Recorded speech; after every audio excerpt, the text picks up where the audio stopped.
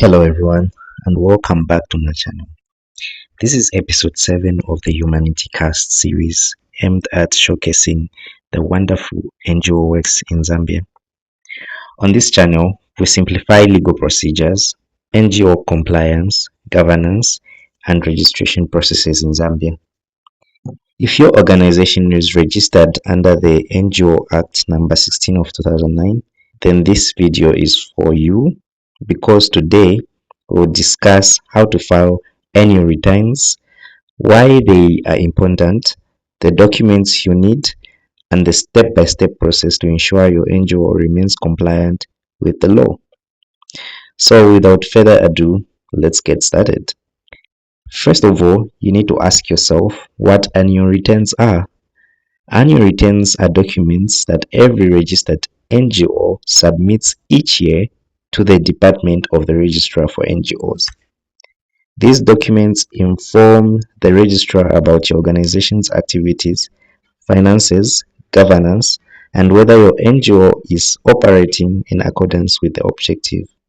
Think of annual returns as an annual report card for your NGO. So you might ask, why is filing annual returns important? Well, there are several reasons why every NGO should file annual returns. Firstly, it is a legal requirement under the NGO Act number 16 of 2009. Secondly, filing annual returns demonstrates that your organization is active and accountable.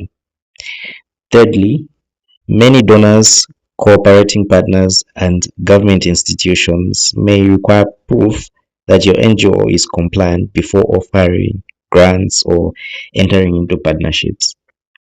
Filing annual returns also promotes transparency and strengthens public trust in your organization. Failure to file annual returns may result in penalties or regulatory action by the registrar for NGOs. Here is a step-by-step guideline on how you can file in annual returns. So step 1, you need to complete a form, a certain form they call Form 10. So that's the first requirement. And when you fill in this Form 10, it's the official application. So when you fill it in, you make sure that you make 2 copies of the Form 10 and ensure that all the information is completed accurately before submitting the Form 10. Then from step 2 you need to follow is you need to prepare audited accounts or an income expenditure ledger. So the audited accounts just show how you've spent the income, and you need to show where the income came from. So the income received, did you receive it from donations? Did you receive grants?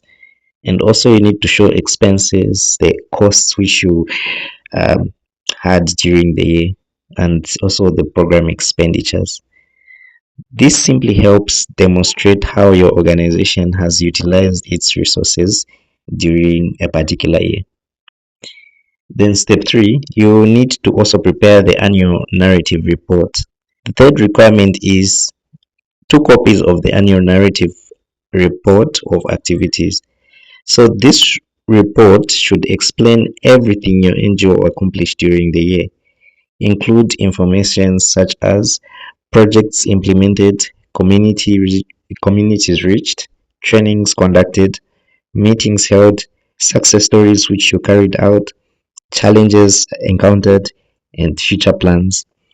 This report gives the registrar an overview of your organization's impact. Then step 4, you need to attach minutes of the annual general meeting or the board meeting which you had during the year. You are also required to submit 2 signed copies of the minutes from either your annual general meeting or the end of year meeting.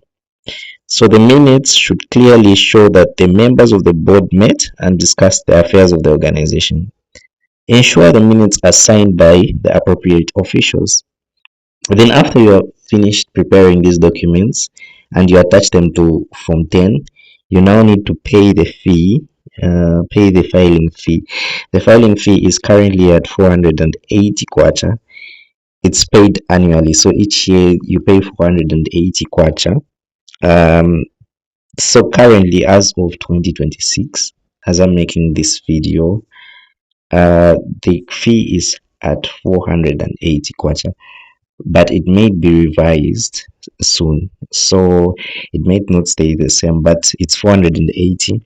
So before making payment, request a Ministry of Finance Revenue Transit account deposit slip from the bank of the choice which you go to. Most banks like NatSave, Access Bank, Indo Zambia Bank, and Zanaco are mostly preferred uh, payment um, payment points for making these payments. So payment may be made through direct cash deposit, bank certified check, and electronic funds transfer. So after payment, you get the deposit slip and take it to the cashier for NGOs, and they will give you a GRZ receipt and make a copy of it. So include the receipt, the copy of the receipt together with the documents which you filed in as proof that you've paid um, for the annual returns. So lastly, let's just talk about the checklist before submission that you need to do. So you need to make sure that the following documents are available: two copies of the form 10, two copies of your audited accounts or income expenditure ledger, two copies of your annual narrative reports that you carried out during the year, two signed copies of your annual general meeting, photocopy of your payment receipt, and the payment of the 480 kwacha. Remember, the annual returns are not just paperwork; they're an important part of the good, showing that your NGO is carrying out good governance and accountability. Keeping your NGO compliant helps maintain its legal status, improves credibility, and positions your organizations for future funding opportunities and partnerships. If you are unsure of how to prepare any of these documents, I will be available. So you can email me at imwangaila@gmail.com, imwangaila@gmail.com, or you can simply reach out to me on my socials by um, looking up my name, Emmanuel Mwangaila, and I'll be more than glad to help. So if you found this video helpful, don't forget to like, share, and subscribe to the channel, and also turn on the notification bell because I create content